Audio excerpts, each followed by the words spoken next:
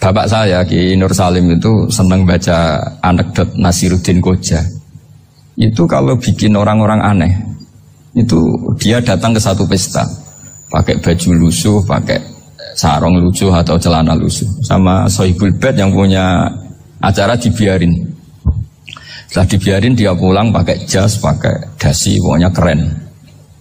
Dihormatin, pakai alpat, pokoknya dihormatin. Silakan. Pas dia disuruh minum, minumannya itu disokkan saja ke sakunya. Jas, kamu harus minum yang banyak, karena kamu yang dihormati, bukan saya. Terus makanannya semuanya diletakkan di saku, ada ngapa? Ayo kamu makan yang banyak. Alpatnya juga gitu, dikasih sate apa? Ayo kamu makan yang banyak. Mereka tidak melihat saya, melihat kamu. Akhirnya orang satu pesta itu istighfar semua, berarti kita ini salah. Terus dia pidato, kenapa kamu uang gitu? Tadi saya datang, orangnya sama. Gara-gara beda pakaian, penghormatannya beda. Berarti yang berhak dapat makanan ini jasa saya, bukan saya. Betapa naifnya kita sebagai orang. Ternyata kita masih hormat sesuatu yang seperti itu, yang atribut lah. Jadi orang-orang sufi itu orang yang bisa menertawakan dunia. Akhirnya ya, pertama dia dianggap orang gila, masa jas dikasih makan, dikasih minum. Tapi secara fikih dia benar, haram dia makan. Karena pas dia datang dibiarin, setelah pakai jas dikasih makan. Berarti hakikat yang dapat rezeki siapa? Jasnya apa orangnya? Jasnya apa orangnya? Jasnya. Jadi itu orang-orang sufi, kearifan orang-orang dulu itu bisa ngelola hal-hal yang keseharian menjadi luar biasa. Jadi pemenuhan kebutuhan yang sebenarnya adalah kita berusaha menghindari sebanyak mungkin kebutuhan yang sekunder, yang nggak penting. Bukan memenuhi semua yang kita inginkan. Jadi misalnya begini ya, kalau kita lapar, itu keinginan kita itu makan enak apa asal makan? Tentu jawabannya asal makan yang sehat.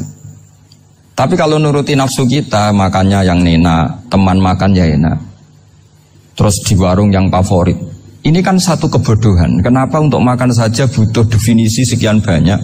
Yang kita harus kecewa, warung favoritnya bisa sudah tutup, atau kita ke sana harus macet. Ribet. Yang benar-benar arif dan bijaksana itu adalah al-istighna anisya. Sesuatu yang tidak mendesak itu jangan jadikan kebutuhan. Sehingga kalau kita puasa misalnya, semua makanan itu enak karena kita sangat lapar. Sehingga Abul Qasim Al-Junaidi ketika ditanya, ma'idamu to'am, lauk makanan itu apa? Jawabannya lucu, alju, lapar. Kalau kamu lapar ya semuanya enak. Ini sudah mulai hilang. Kita bilang makan enak itu ya sate, ya gulai, ya pizza yang kita senang. Akhirnya apa? Untuk nikmatnya Allah itu kita jadi ribet. Apalagi yang orang-orang fasik harus ditemani perempuan yang tidak halal misalnya, atau harus ada ajudan, ribet. Nah pertanyaannya, orang yang ribet sama yang gak ribet itu pinter mana? Pinter yang gak ribet. Nah ini kearifan-kearifan yang mulai hilang. Lalu siapa yang bisa mewarisi itu? Ya ulama. Jadi ulama itu cara berpikir sebenarnya simple. Makanya mereka sering kalau tahajud itu, di antara makalah Sayyidina Ali paling terkenal dan yang menjadikan beliau punya derajat yang luar biasa, itu adalah kafani izzan an takuna li robban wa kafani fakhran an akuna laka abdan. Ya Allah, saya ini sudah begitu mulia, begitu terhormat dan sangat-sangat terhormat karena yang menjadi Tuhan itu Engkau. Jadi rumus pertama itu karena menjadi Tuhan itu Engkau. Hanya Tuhan yang abadi, Tuhan yang pertama, hanya Tuhan yang al-awwal. Coba ya Allah, kalau saya ini punya Tuhan Fir'aun, punya Tuhan mati jadi tontonan lagi, itu kerennya di mana coba? Andaikan kita punya Tuhan Fir'aun. Atau punya Tuhan yang asal-usulnya manusia, apapun hebatnya manusia itu, kita punya Tuhan manusia itu. Tuhan yang lapar, yang kalau nggak makan mungkin pingsan, mungkin bisa kena COVID, nanti Tuhannya diisolasi. Kayak apa? Makanya ketika Tuhan Allah menyindir ketuhanan selain Allah itu, Allah hanya menyindir dengan kalimat sederhana, karena yakulani to'am, yang kamu tuhankan itu masih makan. Artinya kalau nggak makan ya lemes. Jadi lama-lama ada orang gini, alhamdulillah tadi Tuhan mampir ke saya, kelihatannya lapar, setelah tak kasih makan sehat lagi. Susah nggak punya Tuhan yang seperti itu. Beda dengan Tuhan kita. Tuhan yang nggak butuh makan, nggak butuh minum, Al-Qayyum, zat yang berdiri sendiri tanpa butuh yang lain. Al-Awwal, sebelum ada langit bumi sudah ada Tuhan kita yaitu Allah. Bandingkan dengan Tuhan-Tuhan yang dipertuhan yang lain, yang adanya setelah bumi, misalnya Fir'aun dan sebagainya. Sehingga Sayyidina Ali pertama jadi kebanggaan apa? Kafani izzan antakuna li robban. Saya ini keren betul, karena punya Tuhan yaitu engkau. Tuhan yang lahul asma'ul husna, Tuhan yang semuanya punya kebaikan, punya keabadian, punya keagungan. Terus wa kafani fakhron an akuna laka abdan, dan saya bangga sekali karena saya menjadi hambamu. Kalau saya jadi hambanya Pak Rektor ribet kan, sudah tak hormati ternyata nanti tidak rektor, ya kan ribet kan. Terus pokoknya ribet, jadi budaknya manusia itu ribet.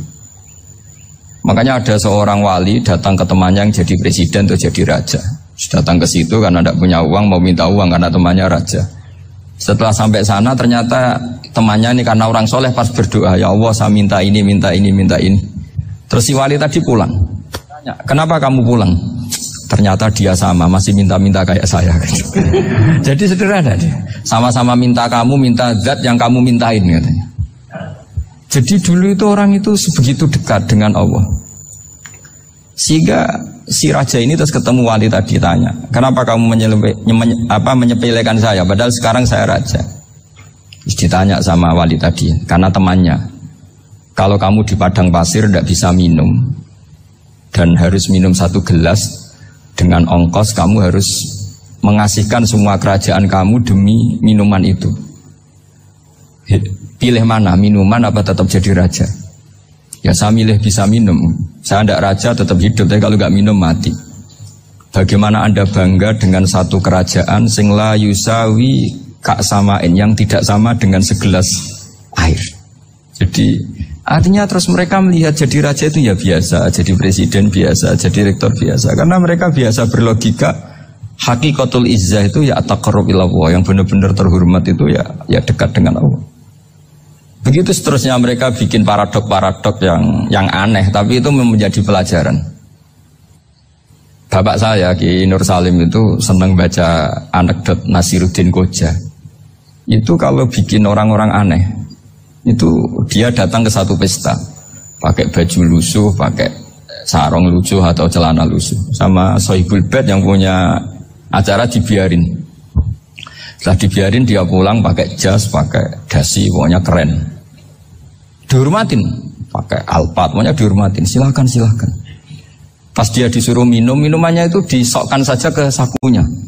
Jas, kamu harus minum yang banyak, karena kamu yang dihormati, bukan saya.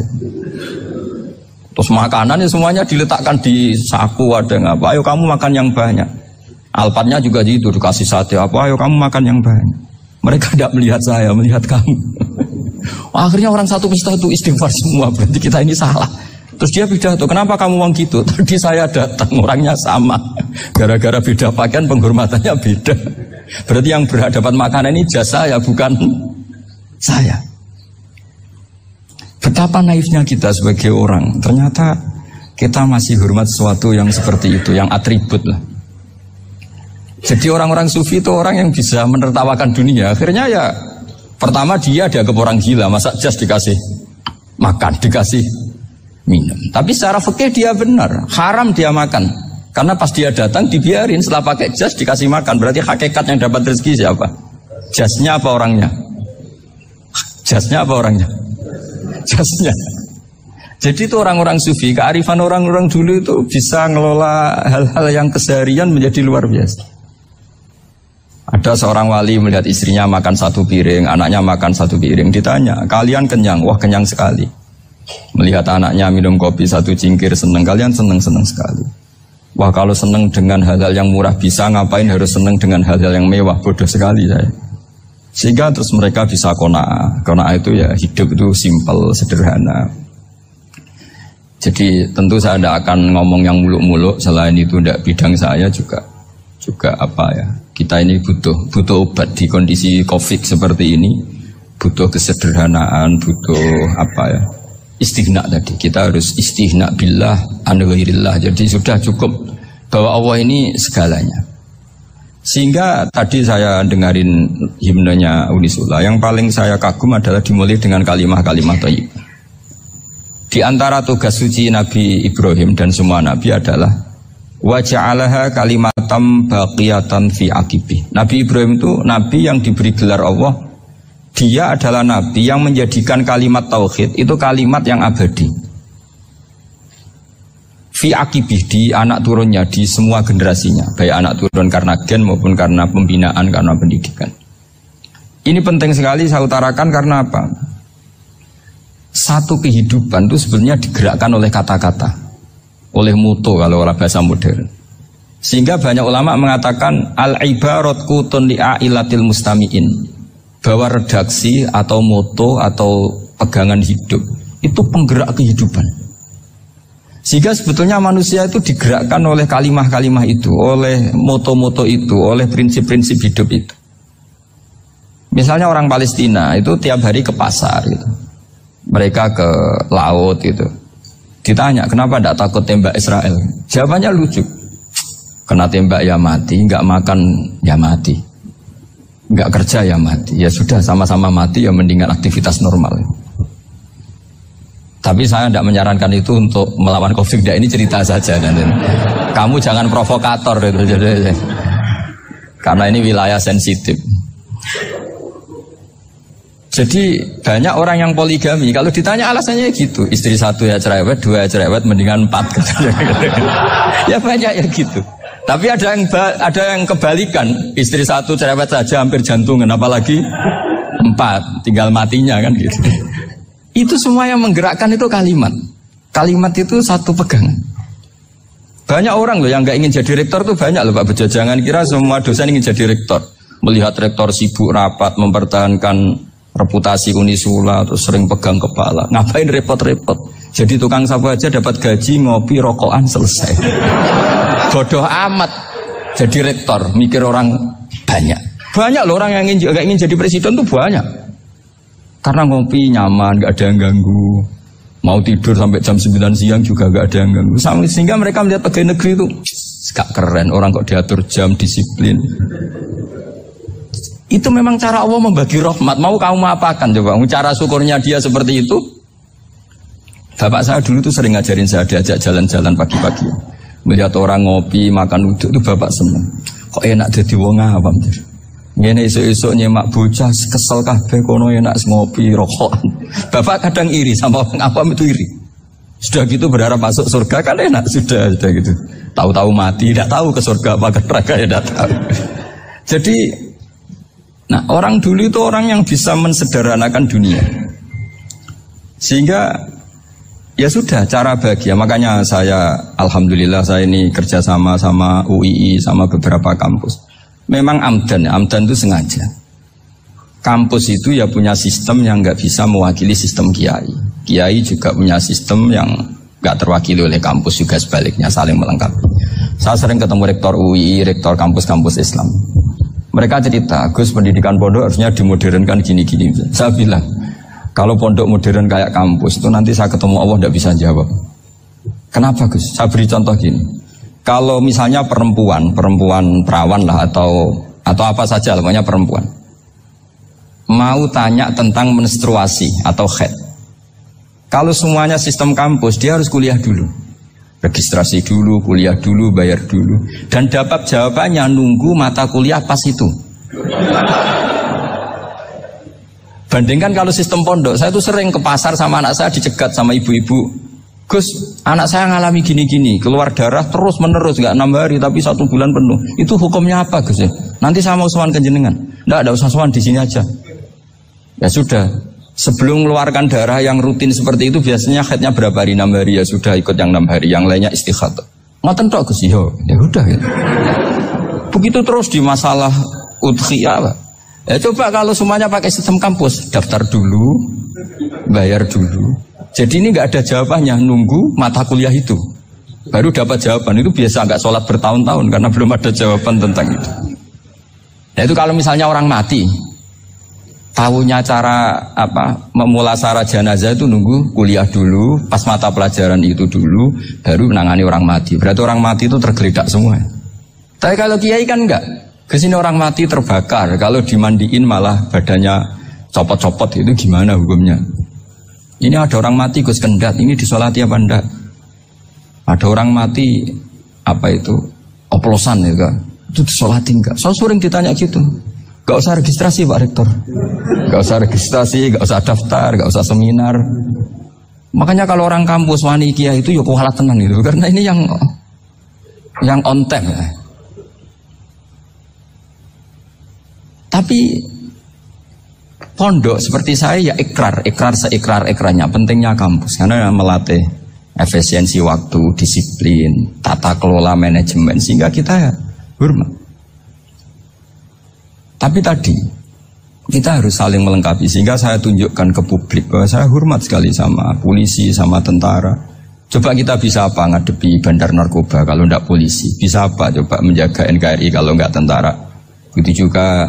Ya sudahlah kita memang fa'inayadawahi ma'al jamaah, kita berkah itu kalau bersama-sama, tidak bisa kita sendiri. Nah lalu orang kayak saya itu ya beberapa kali sebetulnya saya itu ditawanin jadi dokter honoris causa apa. Kekhawatiran saya satu Pak Bejo, takut pas gak punya uang, itu dokter gak ada duit kan gak pantas gitu.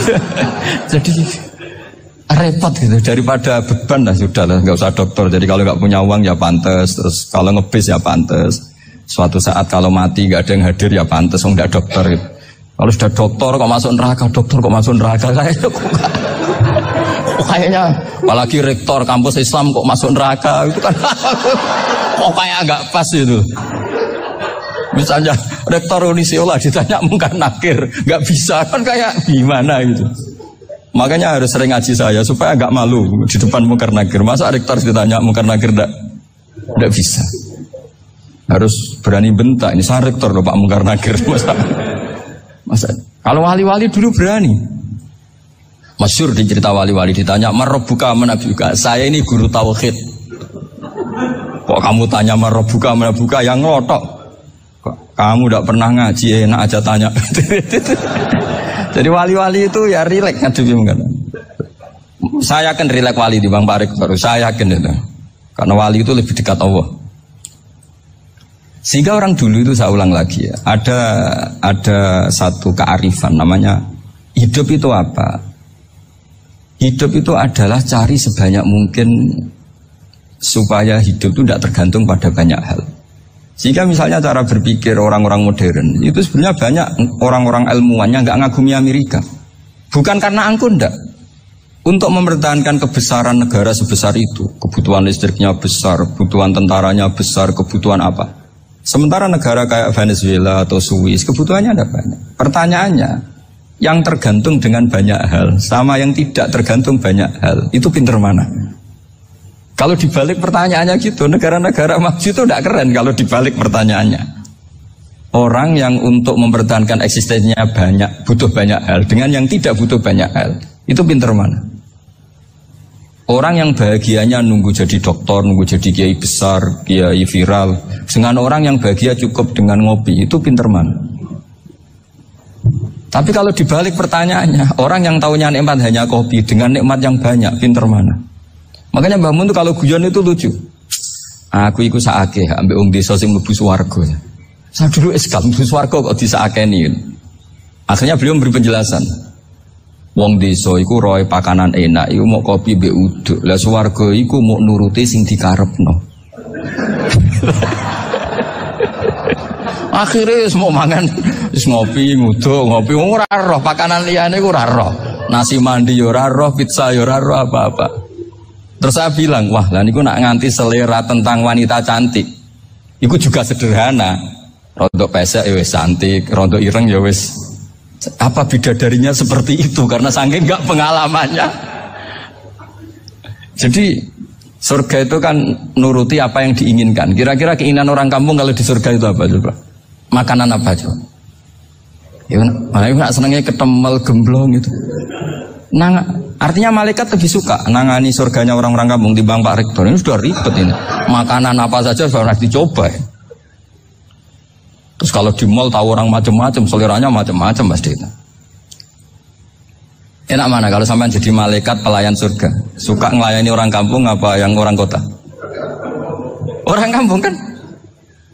Jadi Ya itu guyon ya, guyon tapi itu menjadi pikiran kita bahwa orang yang banyak kebutuhan itu sebetulnya banyak kebodohannya karena menggantungkan kebahagiaannya dengan banyak hal. Makanya Imam Syafi'i ngendikan istighna itu apa? Al istighna anisya'labi. Yang dikatakan kecukupan adalah berusaha sebanyak mungkin banyak hal tidak kamu butuhkan. Bukan memenuhi semua kebutuhan kamu karena nafsu kamu ini tidak ada batasnya gitu. Kalau kamu penuhin nggak akan selesai. Itu ada perempuan yang kurang cantik, itu minta doa saya, Gus doain suami saya kaya, terus tak guyonin, terus gak minta. Kalau suami kamu kaya, yang pertama dirubah itu apa? Rumah, supaya rumah saya bagus. Kedua apa? Mobil, supaya mobil saya bagus. Nanti yang dievaluasi itu kamu. Mobil bagus, Alphard, rumah mewah, istrinya kamu, pasti itu dievaluasi. Langsung, enggak usah.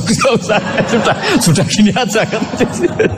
Jadi pertama yang dievaluasi itu kaya itu, coba kalau suami kaya itu yang dievaluasi pertama, rumah ya. Rumah ganti, setelah itu apa? Mobil. Kira-kira berikutnya.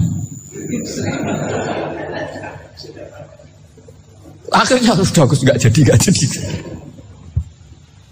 Nabi Ibrahim itu pernah minta umur panjang. Keren umur panjang. Sama Allah nggak dijawab.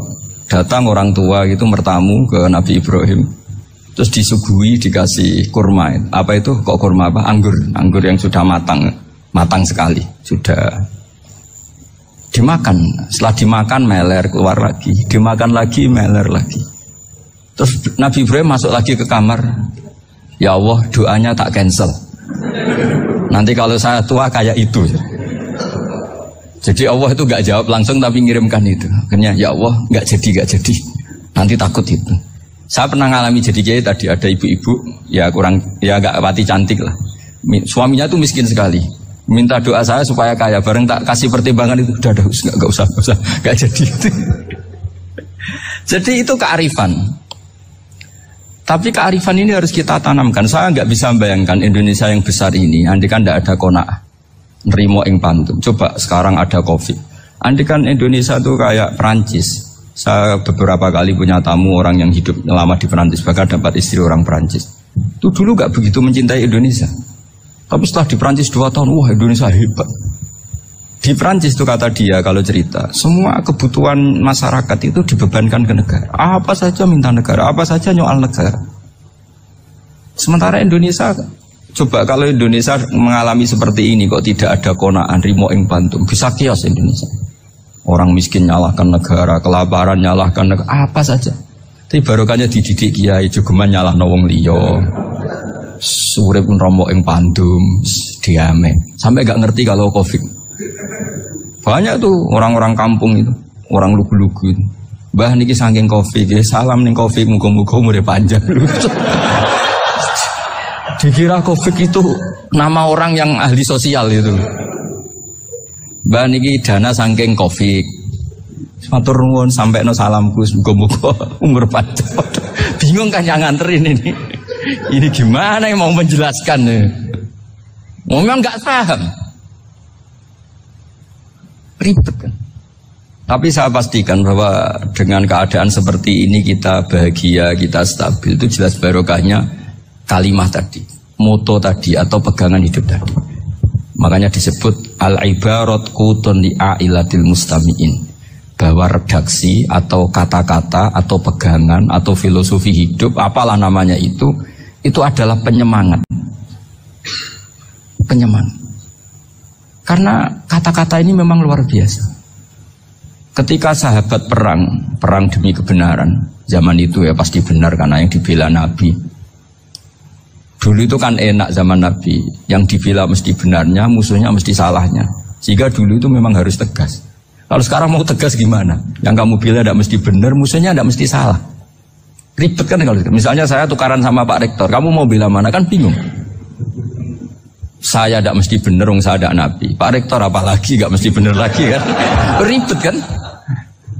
Jadi kalau kita mau perang sekarang itu mau pede gimana? Enggak. Makanya banyak ulama sekarang itu mau tegas tuh enggak berani karena ya banyak hal yang abu-abu lah wilayahnya. Misalnya pilihan presiden atau pilihan bupati, pilihan menteri. Kamu mati-matian bela itu. Yang kamu bela tidak mesti benar, musuh kamu tidak mesti salah. Misalnya pilihan bupati. Wah ini kabupaten ini baik kalau bupatinya ini. Yang satu bilang ini. Terus tim suksesnya kamu tanya. Kamu yakin? Ya tidak juga. Lah kenapa semangat? Kan saya botohnya. Paling alasannya ya itu aja. Bukan yang lain. Beda dengan zaman Nabi. Nabinya mesti benar, Abu Jahalnya mesti salah. Kan enak aturan mainnya. Jelas. Singkat cerita dalam perang itu banyak sahabat yang ngalami luka, ngalami apa gitu. Kemudian curhat lah ke Nabi. Ya Nabi gara-gara derekkan jenengan, ngikuti jenengan saya harus ngalami seperti ini, seperti ini. Ngiranya orang itu diapresiasi sama Allah keluarnya. Ternyata sama Allah gak diapresiasi. Malah diturunkan ayat intakunu ta'lamuna fa innahum ya'lamuna kama ta'lamun wa tarjuna minallah ma'ala yarjun. Kalau kamu sakit karena perang, orang-orang kafir itu ya sakit. Itu saja berani padahal demi kekafiran. Wa tarjuna minallah ma'ala yarjun. Padahal kamu punya nilai lebih yaitu berharap kepada Allah yang mereka tidak punya. Saya jadi kiai itu ya kadang mangkel. Karena yang benci ya benci, yang seneng itu ngel-ngel loh kayak Pak Bejo. Jadi semuanya ribet. Nah iya, yang benci ya ganggu, yang seneng ya ganggu, tambah nemen. Seribet. Tapi kalau sudah ingat bandar narkoba, mereka berhadapan dengan polisi, kadang ditembak karena kesalahannya terlalu fatal. Antar persaingan mereka juga bisa tembak-tembakan karena merebut pasar narkoba. Itu saja mereka berani.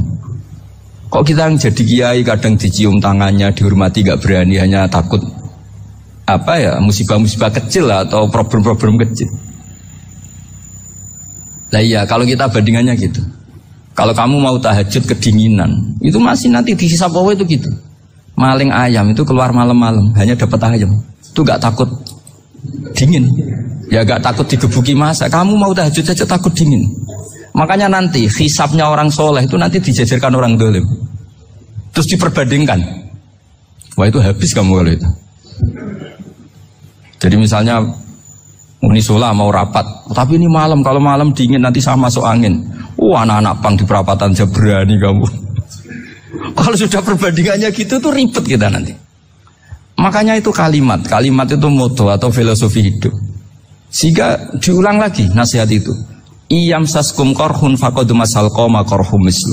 Kalau kamu kena luka, orang-orang yang nggak benar juga akan kena luka. Itu aja berani demi ketidakbenaran. Masa kamu demi kebenaran nggak berani? Akhirnya orang itu, ya itu kalimat, itu heroik. Makanya kita ini penting ya. Makanya tadi himne Unisula dimulai kalimat-kalimat thayyibah. Karena kalimat ini yang menjaga kita kalimat ini. Misalnya tentang Tuhan. Kenapa orang Islam imannya kokoh seperti ini, termasuk yang sudah hidup di Amerika, di Australia, di mana-mana. Itu ya barokahnya ajaran atau barokahnya kalimah. Saya sebut kalimah saya pakai bahasa santri. Karena la ilaha illallah itu dalam tradisi santri disebut kalimatu haqqin alaiha nahya wa alaiha namut wa alaiha nub'ats. Ada yang riwayat wa biha nub'ats insyaallah taala minal aminin. Kenapa mereka di mana-mana meskipun sekolah di Amerika, di Australia, bahkan di Uni Soviet tetap mukmin? Itu barokahnya ajaran yang benar. Allah itu siapa? Tuhan. Tuhan itu sifat dasarnya apa? Awal. Dia harus wujud awal sebelum makhluk yang lain. Sehingga ketika ada negara yang maju, yang tertib, manajemennya tertib, masyarakatnya makmur, tapi punya Tuhan yang tidak seperti itu, tidak awal, itu sudah gak nyaman. Karena ndaklah keren Tuhan saya, karena Tuhan saya itu al-awwal, zat yang pertama. Tuhan saya keren lah, zat yang gak mati. Tuhan yang gak mati, yang gak pernah mengalami kematian. Sehingga tontonan atau yang dilihat kenikmatan-kenikmatan yang lain ini tidak mengubah dia pendirian tentang Tuhan. Karena mantapnya satu kalimat tadi, bahwa Tuhan itu ya harus satu, harus awal, harus tidak mati, tidak rusak, tidak mengalami apa-apa yang membahayakan. Sehingga ketika ditawarin Tuhan yang lain, meskipun menjanjikan secara finansial atau kemakmuran, mereka gak tertarik. Itu coba, itu barokahnya makmur apa barokahnya ajaran? Barokahnya ajaran. Sering negara Islam itu kalah makmur dengan mereka, tapi barokahnya ajaran ini tetap apa? Tetap Islam. Makanya Nabi Ibrahim, Nabi yang sukses bikin wa ja'alaha kalimatam baqiyatan fi aqibi. Sehingga kita ini bekti sama orang tua misalnya, itu ya karena ajaran. Suwargamu itu karek wong tuamu. Nak wong tuamu ridho, Allah ridho. Nak ora ridho, Allah ora ridho. Ridho wa fi ridhol walidain wa sakhatu wa sukhtu wa fi sakhatil. Sehingga ketika ada orang tua yang agak brengsek gitu, anak-anak tetap hormat. Punya orang tua yang miskin, yang sudah miskin, tukang tombok nomor, banyak kan di kampung gitu. Ya tetap hormat. Coba kalau dari awal kita ngajari orang tua kamu hormati ya, kalau baik, kalau tidak usah. Bisa geger Indonesia. Tapi barokahnya ajaran-ajaran itu Indonesia tertib karena ada ajaran. Nah ini di sini pesantren dan Unisula semua harus berkontribusi membuat ajaran yang benar itu adalah ciri utama Islam. Sehingga Islam ini dimulai dengan ajaran kalimatu haqqin alaiha nahya wa alaiha namut. Sehingga kita tenang seperti ini. Saya ini termasuk kiai yang tenang. Meskipun kata orang banyak saya ini kiai besar, tapi termasuk kiai yang paling tenang. Termasuk yang paling tenang. Karena saya ini pakai mazhab orang-orang hebat. Saya berkali-kali cerita, orang kayak Imam Syafi'i itu orang yang luar biasa. Saya berkali-kali cerita, orang yang tadi nyium tangan kamu ya Imam Syafi'i, di belakang tuh ngerasani kamu, menghujat kamu. Jawabannya enak saja. Berarti saya alhamdulillah orang yang wibawa. Buktinya di depan saya nggak berani. Jadi enteng saja. Diceritain sebagian kampung, sebagian separuh dari warga kamu itu nggak suka kamu. Ya bagus lah nggak suka saya, nggak akan utang duit saya. Di mana-mana orang utang tuh karena teman dekat. Kalau nggak seneng pasti minimal nggak utang, nggak pinjam mobil, nggak pinjam apa. Berkah mana yang seneng sama yang gede? Jadi dianggap enteng saja. Semua yang dialamin dianggap enteng saja.